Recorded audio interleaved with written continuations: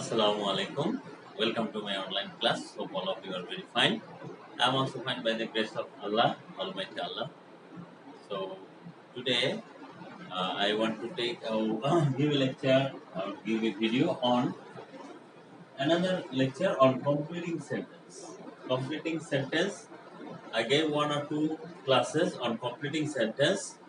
Today I want to give another video or class because there are some rules that is very common, but sometimes our learners make mistakes to solve the problems. That is, the rules are called conditionals. Conditionals means যখন আমরা কোনো শর্ত বোঝাই কোনো কথা দ্বারা, when any sentence make any condition, describes or gives any condition, any conception about any condition, this is called conditionals. Condition means এর মানে হচ্ছে, কন্ডিশনের অর্থ হচ্ছে শর্ত। যখন কোনো স্টেটমেন্ট দ্বারা, কথা দ্বারা আমরা শর্ত বুঝি, তখন আমরা বুঝবো যে এটা কন্ডিশনালস। তাহলে কন্ডিশনালস কি ধরনের বাক্য দিয়ে থাকে? যখন আমাদেরকে বলা হয় ইফ, ইফ দিয়ে যে বাক্যগুলো শুরু থাকে সেগুলোকে আমরা বলি কন্ডিশনালস। আবার নেগেটিভ কন্ডিশনালস বলতে আনলেস, আনলেস দিয়ে যে বাক্যগুলো থাকে সেগুলো কন্ডিশনালস এর মধ্যে পড়ে। আনলেস একসাথে দুইটা অর্থ মিন করে, যদি না, যদি এবং না। Unless you read you will fail, যদি না তুমি পড়াশোনা করো তাহলে তুমি ফেল করবে। তো আগে আমরা ইফ এর নিয়মগুলো শিখবো। ইফ, ইফ দিয়ে যে বাক্যগুলো থাকে সেগুলোকে আমরা কন্ডিশনালস বলি। এখন এটা শুনে অনেকে ভয় পায় অথবা কারো কাছে একটু আনকমন মনে হয়। ডোন্ট ওয়ারি, আমি এই সমস্যাগুলো বা এই সন্দেহগুলো আজকে তোমাদেরকে দূর করে দিব। ইফ দিয়ে যে বাক্যগুলো থাকবে সেই বাক্যগুলো তিন ধরনের হয়। এই তিন ধরনের বাক্যকে আমরা বলি ফার্স্ট কন্ডিশনাল, সেকেন্ড কন্ডিশনাল এবং থার্ড কন্ডিশনাল। ফার্স্ট কন্ডিশনাল হচ্ছে if plus present plus future. এটা আমরা সবাই জানি। ইফ এর পরে যখন প্রেজেন্ট ইনডিফিনিট টেন্স বা প্রেজেন্ট টেন্স থাকে, প্রেজেন্টের যে কোনো টেন্স থাকে, তখন আমরা পরের অংশটা করব ফিউচার টেন্স। আবার বলছি, ইফ এর পরে, এটাকে সংক্ষেপে অনেক জায়গায়, অনেক বইয়ে অনেক শিক্ষকরা লিখে দেয় if plus present plus future. এর ব্যাখ্যা হচ্ছে, ইফ এর পরে প্রেজেন্ট টেন্স থাকলে, আমি প্রেজেন্ট টেন্স বলছি কারণ প্রেজেন্টের যে কোনো টেন্স, প্রেজেন্ট ইনডিফিনিট থাক, প্রেজেন্ট পারফেক্ট থাক, ইফ এর পরে প্রেজেন্ট টেন্স থাকলে পরের অংশটি মানে ক্লজটি, ক্লজ মানে হচ্ছে অংশ, you know it already. Clause মানে হচ্ছে অংশ, পরের ক্লজটি বা পরের অংশটি ফিউচার টেন্স করতে হবে। আর ফিউচার টেন্স করার নিয়ম আমরা ইতিমধ্যে সবাই জানি, তারপরে আমি একবার বলে দিচ্ছি। ফিউচার টেন্স মানে হচ্ছে যখন আমরা ফিউচার টেন্স করব তখন সাবজেক্টের পরে শ্যাল অথবা উইল দিব, মডেল ভার্ব। এরপরে যে ভার্বটা বসাবো সেই ভার্বের বেস ফর্ম বা প্রেজেন্ট ফর্ম বসাবো। তাহলে if, if you stay at home, this is the present condition in corona or COVID-19 situation, corona situation, এটা বর্তমান পরিস্থিতি নিয়ে আমি লিখেছি। if you stay at home, যদি তুমি বাড়িতে অবস্থান করো, if you stay at home, তাহলে কি হবে? তাহলে তুমি করোনা থেকে মুক্তি পেতে পারো। তাহলে আমরা এখানে আরেকটা বলতে পারি যে তুমি নিরাপদে থাকতে পারো। যেমন if you stay at home, you, তুমি নিরাপদে থাকবে, ইউ উইল বি সেফ অথবা ইউ উইল রিমেইন থাকবে, ইউ উইল রিমেইন সেফ, নিরাপদ, তুমি নিরাপদে থাকবে। সেফ মানে হচ্ছে নিরাপদ। এখন এখানে ফিউচার টেন্সের বেলায় আমি একটা কথা একটু বলবো, সেটা হচ্ছে যে অনেকেরই ধারণা আছে যে শ্যাল অথবা উইল দিলে তারপরে একটা বি অবশ্যই দিতে হবে, নট দ্যাট। বি দিব আমরা যখন বি লাগবে কন্টিনিউয়াস টেন্সে, ফিউচার টেন্সে, কন্টিনিউয়াস টেন্সে বি লাগবে, আর ফিউচার টেন্সে প্যাসিভ ভয়েস করতে গেলে বি লাগবে। এই কথাটা অবশ্যই মনে রাখবো। যখন আমরা সাধারণ কোনো কথা লিখবো তখন আমরা উইলের, শ্যাল উইলের পরে বি দিব না। কারো কারো ধারণা আছে শ্যাল উইল দিলে অথবা মাস্ট দিলে এরপর একটা বি অবশ্যই দিতে হবে। I must be go there অনেকে বলে, কিন্তু না, এটা ভুল। আমরা বলবো I must go there, I shall go there, আমি সেখানে যাবো। শ্যাল বি হবে না, শ্যাল বি দিলে আবার প্যাসিভ ভয়েস বেটার, অথবা কন্টিনিউয়াস টেন্সে ফিউচার কন্টিনিউয়াস টেন্স আমরা শ্যাল বি দেব। তো এই এরকম ধারণা যাদের আছে তারা একটু ভালো করে এটা পরিষ্কার হয়ে নাও যে যখন আমরা শুধু বলবো আমি যাব, আমি থাকবো, তখন শুধু শ্যাল অথবা উইল দিলে হবে। সেদিন একজনকে দেখলাম ইংরেজি লিখছে যে I was go to India, মানে সে বোঝাতে চাচ্ছে যে আমি ইন্ডিয়া গিয়েছিলাম, কিন্তু এরকম হবে না, আই ওয়াজ গো হবে না, হবে আই ওয়েন্ট টু ইন্ডিয়া। এখানে ওয়াজ ওয়াজ বসবে না। ঠিক এরকমই ফিউচার টেন্স করার সময় এখানে আমরা শ্যাল এর অথবা উইল বসালে হবে। তবে যদি আমরা কন্টিনিউয়াস টেন্স করতে চাই তখন আমরা এখানে শ্যাল উইল এর পরে বি ভার্ব আনবো। যদি শুধু ফিউচার ইনডিফিনিট হয় তখন বি ভার্ব লাগবে না। যাই হোক, এটা পরিষ্কার হয়ে গেল। ইফ এর পরে যদি প্রেজেন্ট টেন্স থাকে তাহলে পরেরটা আমরা করব future tense. It's a very easy rule. এটা আশা করি সবাই বুঝছো এবং সবাই পারবে। এটা খুবই সহজ একটা নিয়ম। ইফ এর পরে প্রেজেন্ট টেন্স। আচ্ছা, এরপরে হচ্ছে if plus past indefinite second conditional. এটাকে বলে সেকেন্ড কন্ডিশনাল। অনেক টিচাররা যখন এরকম কন্ডিশনাল বলে তোমরা ভয় পেয়ে যাও, অনেক শিক্ষার্থী ভয় পেয়ে যাও যে এটা আবার কি, কন্ডিশনাল আবার কি, এটা তো শিখি। এটা হচ্ছে সেকেন্ড কন্ডিশনাল। সেকেন্ড কন্ডিশনাল মানে হচ্ছে ইফ এর পরে যদি পাস্ট টেন্স থাকে, পাস্ট ইনডিফিনিট টেন্স থাকে, এটা হচ্ছে দ্বিতীয় ধাপ। এজন্য এটাকে বলা হয় সেকেন্ড কন্ডিশনাল। ইফ এর পরে পাস্ট ইনডিফিনিট টেন্স থাকলে আমরা পরের অংশে সাবজেক্টের পরে উড আনবো, মডেল অক্সিলারি ভার্ব আনবো উড। যেখানে আমরা প্রথম ক্লজে প্রথম কন্ডিশনালে শ্যাল অথবা উইল এনেছিলাম, সেখানে আমরা আনবো উড। শ্যাল অথবা উইল যখন পাস্ট ফর্মে আমরা বলি তখন উড বসে, এখানে শুড লিখবো না, আমরা উড লিখবো। উড অথবা কুড হতে পারে, কুড। যাই হোক, উড দিয়ে আমরা শিখে আপাতত সাবজেক্টের পরে উড আনবো, এবং যখনই কোনো এরকম can, could, may, might, would, should এসব মডেল অক্সিলারি ভার্ব বসে, এরপরে প্রিন্সিপাল ভার্বের বেস ফর্ম বা প্রেজেন্ট ফর্ম বসে, এটা আমরা ইতিমধ্যে জানি। আমার যারা শিক্ষার্থী আছে, যারা এতদিন আমার সাথে ক্লাস করছে বা আমার ক্লাসগুলো ফলো করছে, তারা সবাই এই নিয়মটা জানে যে can, could, may, might, shall, should, would, could এরকম মডেল অক্সিলারি ভার্বের পরে মূল ভার্বের বেস ফর্ম বা প্রেজেন্ট ফর্ম বসে। এরপরে যদি কোনো অবজেক্ট দরকার হয় তাহলে আমরা সেই অবজেক্টটা বসাবো। এখন প্রশ্ন হচ্ছে যে আমরা ইফ এর পরে যে পাস্ট টেন্স রয়েছে বা পাস্ট, এখানে একটু ক্লাসিফিকেশন করেই বলতে হবে, কারণ পাস্ট ইনডিফিনিট টেন্স থাকলে এক রুল আর পাস্ট পারফেক্ট টেন্স থাকলে আরেক রুল।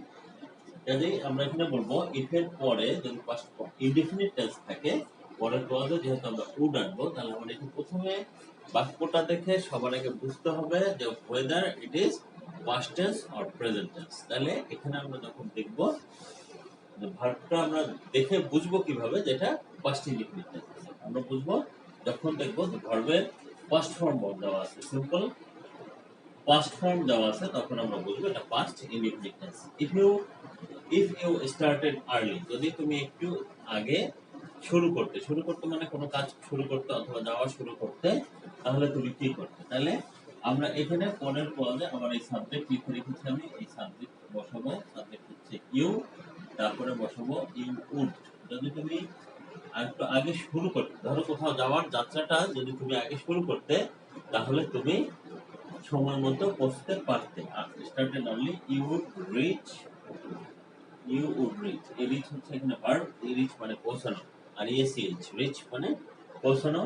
ইউ উড রিচ দেয়ার, তুমি সেখানে পৌঁছাতে পারতে ইন টাইম। ইন টাইম মানে সময় মতো, যে সময়টা ছিল কাজটা করার বা সেখানে পৌঁছানোর যে সময়টা ছিল, সেই সময়টা মতো তুমি পৌঁছাতে পারতে যদি তুমি আগে শুরু করতে, যাত্রাটা আগে শুরু করতে। এই ক্ষেত্রে আমি একটা উদাহরণ দেই, সেটা হচ্ছে যে যদি কোনো ছাত্র বা ছাত্রী পরীক্ষায় খারাপ রেজাল্ট করে, ফেল করে, তখন বাবা মা বলে যে যদি তুমি আরেকটু পড়াশোনা করতে তাহলে তুমি ভালো ফলাফল করতে পারতে, যদি তুমি পড়তে তাহলে তুমি ভালো ফলাফল করতে পারতে।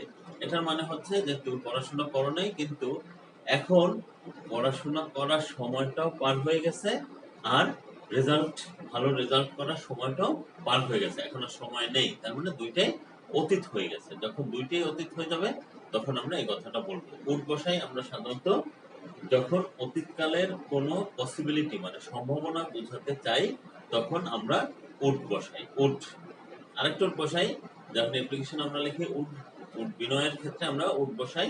আর নর্মালি আমরা অতীতের কোনো সম্ভাবনা বোঝানোর জন্য উড বসাই। এটা হচ্ছে যে যে অতীতকালে যে সময়টা ভবিষ্যৎ ছিল সেটা বোঝানোর জন্য আমরা উড বসাই। তুমি পাস করতে পারতে, যদি তুমি ডাকতে তাহলে আমি আসতাম। তাহলে অতীতকালে এই সময়টা ছিল ভবিষ্যৎ, নারেশনে আমরা যেরকম করি। তো এই জন্য আমরা এখানে উড আনবো। আমরা নিয়ম শিখি, মুখস্থ করি, কিন্তু আসলে বুঝি না আসলে কেন আমরা এটা করব। এই কেন করব এটা যদি আমরা বুঝতে পারি তাহলে ইংরেজি আমাদের কাছে অনেক সহজ মনে হবে। It will become very easy to us. তাহলে যখন তো পড়াশোনা করার সময়টাও শেষ হয়ে গেছে, ভালো রেজাল্ট করার সময়টাও শেষ হয়ে গেছে, তাহলে তখন আমরা এরকম কথা বলবো। আবার যদি বলে যে যদি তুমি আমাকে কল করতে তাহলে আমি আসতে পারতাম। ধরো তোমার বার্থডে, তুমি আমাকে দাওয়াত করোনি, তখন পরে দেখা হলো যদি তুমি আমাকে দাওয়াত করতে তাহলে আমি আসতে পারতাম। এটা হচ্ছে অতীতকালের একটা সম্ভাবনা বোঝাচ্ছে। এরপরে হচ্ছে if plus past perfect tense, তারপরে কি হবে? ইফ এর পরে পাস্ট পারফেক্ট টেন্স যদি থাকে তাহলে আমরা পরের ক্লজে কি করব। এখন তারও আগে আমাদের চিনতে হবে যে পাস্ট পারফেক্ট টেন্স কোনটা। পাস্ট পারফেক্ট টেন্স আমরা কিভাবে চিনব?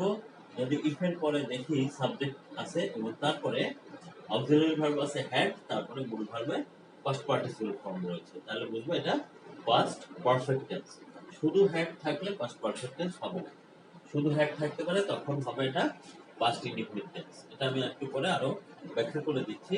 হ্যাডের পরে অবশ্যই মূল ভার্বের পাস্ট পার্টিসিপল ফর্ম থাকতে হবে, তাহলে পাস্ট পারফেক্ট টেন্স হবে। If I had hard the news, যদি আমি খবরটি শুনতাম তাহলে আমি কি করতে পারতাম? হয়তো আমি সেখানে যেতে পারতাম। আই উড হ্যাভ গান দেয়ার, আমি সেখানে যেতে পারতাম। এটার মানে হচ্ছে আই উড হ্যাভ গান দেয়ার, আমি সেখানে যেতে পারতাম যদি আমি খবরটা আগে শুনতাম। তাহলে এখানে নিয়মটা আমি লিখে রেখেছি। সাবজেক্ট হচ্ছে আই, সাবজেক্টের পরে অক্সিলারি ভার্ব বসবে উড হ্যাভ। আগে আমরা শুধু উড এনেছিলাম, এখানে আমরা আনবো উড হ্যাভ। তারপরে মূল ভার্বের পাস্ট পার্টিসিপল ফর্ম বসাবো, তারপরে যদি একটা এক্সটেনশন বা অবজেক্ট বা অতিরিক্ত অংশ লাগে সেটা আমরা দেখব। তাহলে যদি আমি আগে খবরটি শুনতে পেতাম, if I had hard the news, যদি আমি খবরটা শুনতে পেতাম তাহলে আমি সেখানে যেতে পারতাম। আই উড হ্যাভ গান দেয়ার। এখন এই কথাগুলো হয় যখন পাস্ট পারফেক্ট টেন্স হয়, তখন এগুলোর অর্থ হচ্ছে যে অতীতকালের কোনো সম্ভাবনা বোঝানোর ক্ষেত্রে আমরা এই নিয়মটা ব্যবহার করি। এখন আরেকটা নিয়ম রয়েছে, এই তিনটা কন্ডিশনাল, এটাকে বলে থার্ড কন্ডিশনাল। এখন কি হতে পারে? থার্ড কন্ডিশনালে এই হ্যাডটা প্রথমে চলে আসতে পারে। হ্যাডটা প্রথমে বসে, তোমরা অনেক গ্রামার বইতে নিয়ম লেখা দেখবা, যদি হ্যাড বাক্যের শুরুতে বসে যদি ইফ এর মতো অর্থ প্রকাশ করে তাহলে আমরা পরের ক্লজে উড হ্যাভ আনবো। কিন্তু এখানে আরেকটু ব্যাখ্যা রয়েছে, সেটা হচ্ছে হ্যাড শুধু প্রথমে বসলেই হবে না, হ্যাডের দুইটা অর্থ হতে পারে। হ্যাড প্রথমে বসে কখনো পাস্ট ইনডিফিনিট টেন্সও হতে পারে, আবার কখনো পাস্ট পারফেক্ট টেন্সও হতে পারে। যেমন আমি একটু এক্সপ্লেইন করে দিচ্ছি যাতে তোমাদের বুঝতে সুবিধা হয়। যদি হয় had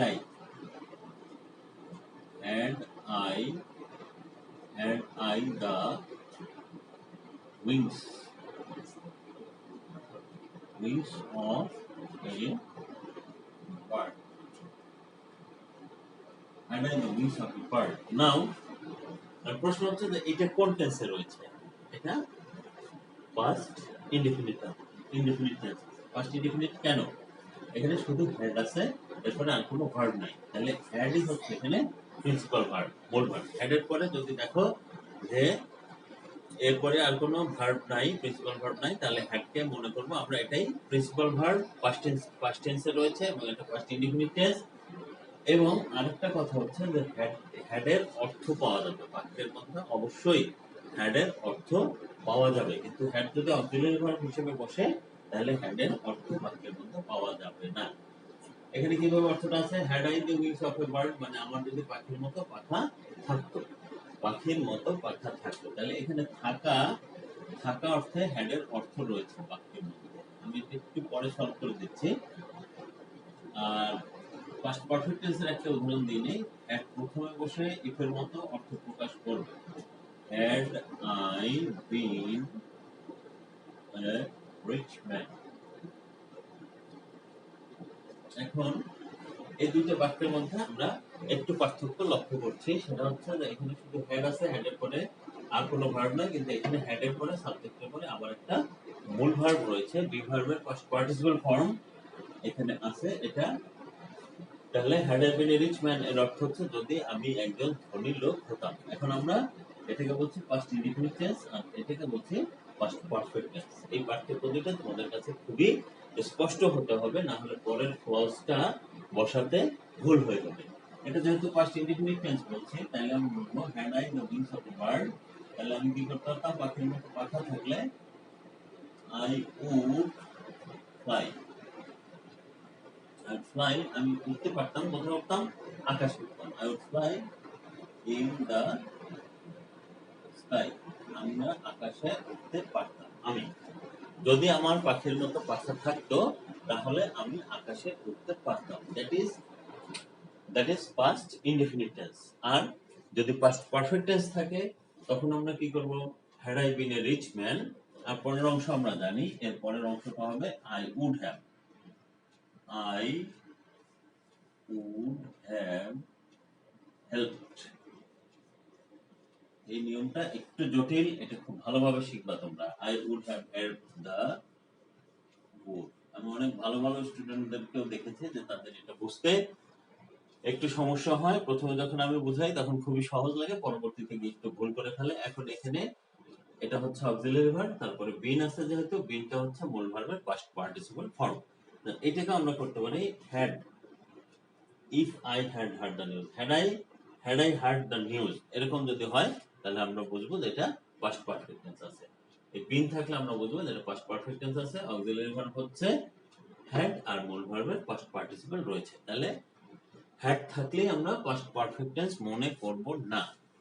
আই হ্যাড এ বল অথবা আই হ্যাড এ ফোন, এটা হচ্ছে পাস্ট ইনডিফিনিট টেন্স। আমার একটা ফোন ছিল, past indefinite tense. I had a phone. আর যদি বলো I had bought a phone, আমি একটি ফোন কিনেছিলাম, হ্যাড আছে তারপরে বট আছে, তাহলে এটা হচ্ছে past perfect tense.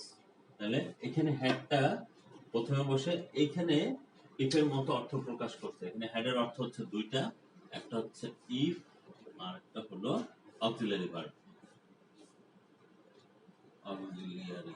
Auxiliary verb হিসেবে প্রথমে বসছে। এখানে হ্যাড দুইটা অর্থ প্রকাশ করতেছে। এখানে তার অর্থ হচ্ছে ইফ এবং অক্সিলারি ভার্বের মতো কাজ করছে। তাহলে had I been a rich man, তার মানে এখানে আমরা অর্থটা করব if I had been a rich man. ঠিক একই রকম এখানেও if I had the wings of a bird, এখানেও হ্যাড এর অর্থ দুইটা, একটা হচ্ছে ইফ আর একটা হচ্ছে থাকা অর্থে বসছে। যদি আমার পাখির মতো পাখা থাকতো তাহলে আমি আকাশে উঠতে পারতাম। তো এখন এই কমপ্লিটিং সেন্টেন্স করতে গিয়ে আমাদের সবচেয়ে যেটা আগে মনে রাখতে হবে সেটা হচ্ছে অর্থের সামঞ্জস্য রাখা, অর্থের মিল রাখা। যেমন এখানে আছে had I been a rich man, তুমি যদি এর সাথে দিয়ে দাও যে আমি তাহলে পরীক্ষায় পাশ করতে পারতাম, তাহলে কথাটা মিললো না। তাহলে এটা হচ্ছে অর্থের সামঞ্জস্য। আমি ধনী লোক হলে কি করতাম, আমি ধনী লোক হইলে একটা অনেক বড় বিল্ডিং করতাম, অথবা গরিবদের সাহায্য করতাম, অথবা একটা মার্সিডিজ গাড়ি কিনতাম। ধনী যদি হতাম তাহলে আমি এই টাইপের, ধনী লোকরা যা করে, যে কাজ করার জন্য ধন সম্পদ বা ধনী হওয়া দরকার, ধনী হওয়া প্রয়োজন, সেই কাজগুলো করতাম। আর যখন আমি বলছি যে পাখির মতো পাখা থাকলে আমি কি করতাম, পাখির মতো পাখা থাকলে আমি আকাশে উঠতে পারতাম। আমি যদি আমার পাখির মতো পাখা থাকতো তবে আমি আকাশে উঠতে পারতাম। তো এখানে যদি বলি যে যদি আমার পাখির মতো পাখা থাকতো তাহলে আমি স্কুলে যেতাম, এরকম কথা ভুল হয়ে যাবে। স্কুলে যেতে পাখির মতো পাখা থাকার প্রয়োজন নাই। এগুলো হচ্ছে অর্থের সামঞ্জস্য। আমাদেরকে অবশ্যই অর্থের সামঞ্জস্য ঠিক রাখতে হবে। যদি তুমি আমাকে ডাকতে আমি তোমাকে সাহায্য করতে পারতাম, বা আমি তোমার সাথে দেখা করতে পারতাম। আমি যদি খবরটা শুনতাম আমি সেখানে যেতে পারতাম। এগুলো হচ্ছে কন্ডিশনালস। এই কন্ডিশনাল গুলো তোমরা ভালোভাবে একটু শিখে রাখবে, তাহলে আমরা মোটামুটি তিনটা কন্ডিশনাল পেলাম এবং চারটা রুল পেলাম। একটা হচ্ছে ইফ এর পরে প্রেজেন্ট টেন্স থাকলে পরেরটা ফিউচার টেন্স করব, ইফ এর পরে পাস্ট ইনডিফিনিট টেন্স থাকলে পরের ক্লজে উড আনবো। তৃতীয়টা হচ্ছে ইফ এর পরে পাস্ট পারফেক্ট টেন্স থাকলে তারপরে উড হ্যাভ আনবো এবং তারপরে মূল ভার্বের পাস্ট পার্টিসিপেল ফর্ম বসাবো। আর হ্যাড যদি ইফ এর মতো অর্থ প্রকাশ করে, হ্যাড প্রথমে বসে এবং ইফ এর মতো অর্থ প্রকাশ করে, তখন পরের ক্লজে আমরা উড অথবা উড হ্যাভ আনবো। যদি পাস্ট ইনডিফিনিট টেন্স থাকে তাহলে আনবো উড, আর হেড এর পরে যদি ভার্বের পাস্ট পার্টিসিপল ফর্ম থাকে তার মানে পাস্ট পারফেক্ট টেন্স থাকে তাহলে আনবো উড হ্যাভ। আশা করি কন্ডিশনালস এর রুল গুলো তোমাদের কাছে পরিষ্কার হয়ে গিয়েছে। এখন আর এই ধরনের বাক্যে ভুল হবে না। এর আগের ক্লাসে আমি কিছু প্রবাদ বাক্য দিয়েছিলাম, তোমরা আরো কিছু প্রবাদ বাক্য শিখে নেবে বা আমি তোমাদেরকে আরো প্রবাদ বাক্য শেখাবো। তো আজকে এখানে শেষ করতে হচ্ছে। যদি আমার ভিডিওটা তোমাদের কোনো উপকার হয়, তোমাদের মনে হয় যে আমাদের উপকার হয়েছে, তাহলে একটু লাইক দিয়ে দিও, আমার চ্যানেলটাকে সাবস্ক্রাইব করে দিও। থ্যাংক ইউ ভেরি মাচ, সবাই ভালো থাকো। আসসালামু আলাইকুম।